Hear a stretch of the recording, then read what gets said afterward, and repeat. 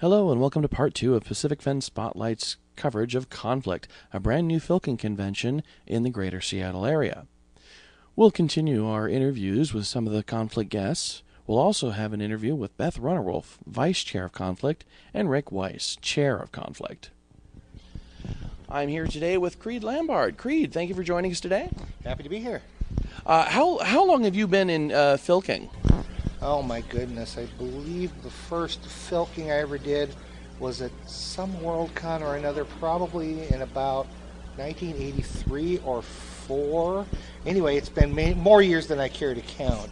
Not all of those years consecutively, because there were quite a few where I went gaffia for a while and then got back into it. On this stretch, it's probably been about 2 or 3 years. Well, that's great. Now, do you perform, or are you just one of those? I mean, filking is something that most everybody participates in some form or another. But are you actually one who actually creates your own filks and performs on an instrument, or do you just basically enjoy what other people work and enjoy it with them? Well, I like enjoying what other people do, but I do also play the banjo and occasionally write my own material. So what's your inspiration for your original works? Humor. I like to make people laugh. And the songs I've written so far have been allegedly funny, some more so than others, which is good because the banjo, which is what I play, is a funny instrument, and it's really hard to, like Steve Martin says, it's really hard to do serious doom and gloom when you're sitting there playing a banjo. And have you enjoying this premier convention for the Seattle area? I think it's great. This is actually the first dedicated filk convention that I've ever been to. Likely they're going to do a second one. If they were to do a second one, would you attend next year?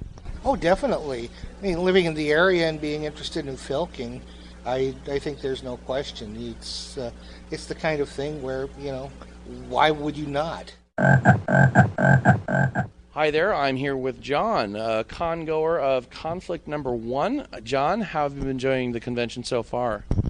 Oh, I'm having an excellent time. I was pretty much counting on that because I knew a lot of the people who were going to be here, and at a FilkCon, the members are the show. So one thing that drew me into Filk, and one reason why I love it, is it goes to the question of what is culture? Is it something you buy, something you consume, something somebody else makes and it just comes to you, or is it something you create, something you do? And filking is very strong on the business that everybody is everybody's involved in creating it somehow. This gets a little recondite with when it's that minority that always just listen, right? That never perform. But they're regarded as having, in some mystical sense, an active role too. Having heard you last night ear tune a dulcimer, even though a dulcimer is, by your own words, is fairly easy to tune, it was still rather impressive to me. I'm guessing that you know quite a bit about not just dulcimers but other instruments, and I'm also going to guess that you actually create your own filks and like to perform them as well. Is that true? Well, that is slightly true. I don't write much.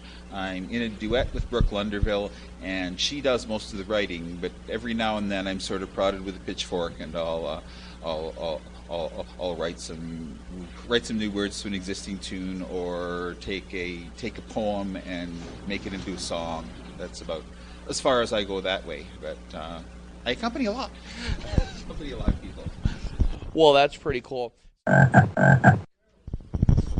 I'm here with Beth Runnerwolf, longtime con-goer. I've known her for several years on the other cons. Beth, how did you get into filking, if not convention going?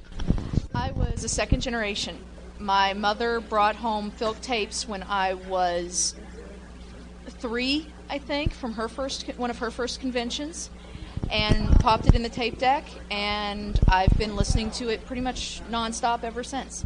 So it's safe to say that you're not only a con brat, you're a filk brat. Definitely. That's pretty cool. Okay. Now, you are part of the con committee for Conflikt number 1. First of all, fabulous convention so far. Are we going to expect another convention next year? That's our intention at this point. What are some of the challenges you've had as, you don't have to go into the nitty-gritty things that you can't tell me, but what are some of the challenges and things you've had to face as starting up a brand new convention, even one that's not really been done in this area? This is the first Filking convention in the area. But what are some of the challenges you've had to face as a con committee? A lot of it can pretty much be summed up in our name. We were sitting there and we figured out we could actually make this happen. And we were like, wow, we can do this. And we sat there with the calendar and went, okay, we can't do it then because of this con. We can't do it then because of this con. Okay, this con is here. Okay, this con is a Filk con over here that we don't want to. And we realized there was no month we couldn't hit that didn't have at least one other either Filk con or one of the Gen Cons here in the Northwest that we did not want to conflict with. And then our person who's now doing publicity at the time sat there and went, hey, that's our name! And that's, been one. That was the biggest challenge, really, was figuring out when to do it. Well, I will tell you, the name is absolutely genius. I'm here now with Rick Weiss, chairman of Conflikt. Rick, thank you for joining us today. It's a pleasure to be here, and hope you have a good time too. I actually have been having a pretty good time so far, and this has been a great convention you guys put together, especially with it being brand new. Well, first of all, what made you decide to put together a Filking convention? That's an odd story. This is not the first PhilCon that I've run. I did Concord in Southern California for 4 years. And when I moved up here almost 3 years ago now, that made me the most experienced person as far as running a convention in the area went. And the local Filk fans had kind of noticed that geographically this is a blank spot on the map for Filk conventions. Douglas and Juliana McCorrison for a number of years have been doing a mini convention at their home up in Victoria for a number of years, and at the end of that in 2006, a number of the people from the Seattle area, well, up and down the Puget Sound area and Northwest were there, and decided that they really wanted to form a committee and start a convention. And that Monday evening, I got a phone call, I think it was from Bethany actually, that they had made this decision, that they were starting a committee, and they decided I was going to be the chair, and they were polite enough to call and tell me about it before they made an announcement. As the con chair, what are some of the challenges that you've had to overcome to get this convention off the ground? Beth was kind enough to explain the background behind the name, and it was a very funny story on that. But what are some of the other things that you've had to deal with in getting this convention off the ground? Actually, the hardest thing was to locate a hotel and get a contract negotiated, because that is the one thing that is out there in the mundane business world, and that's the way it is. You have to work it. And being a fan doesn't help very much sometimes.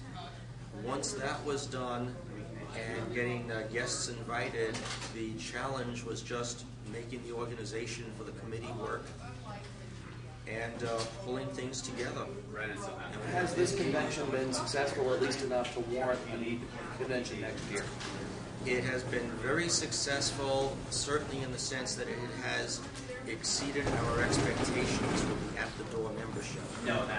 Which, as far as actual bookkeeping will go, I think we are getting very close to break even. But we expected to run a loss this first year to get it launched. To hear that you guys have almost made the break-even point is exciting, because that basically means that, yes, you did make enough in the grand scheme of things to seriously consider putting a convention next year. Is that so? Oh, yeah, well, we have already announced for Conflikt 2. Pre-registration is open down the hallway. And I better get my badge then. At the special registration rate here of $30, tomorrow it goes up to $35, so yes, you should. And while we're talking about Conflikt 2, right now all I could say is that we hope to return to this hotel, but the contract negotiation remains open. And And until that contract is signed, all I can say is we hope so. Our guest of honor will be Seanan McGuire from the San Francisco Bay Area. Our Toastmaster will be Frank Hayes from Portland. And there is an Interfilk guest whose name I don't remember. I'm sorry. And that's all we have for this show. Be on the lookout for our next show where we introduce a new segment called Get to Know Your Local Store.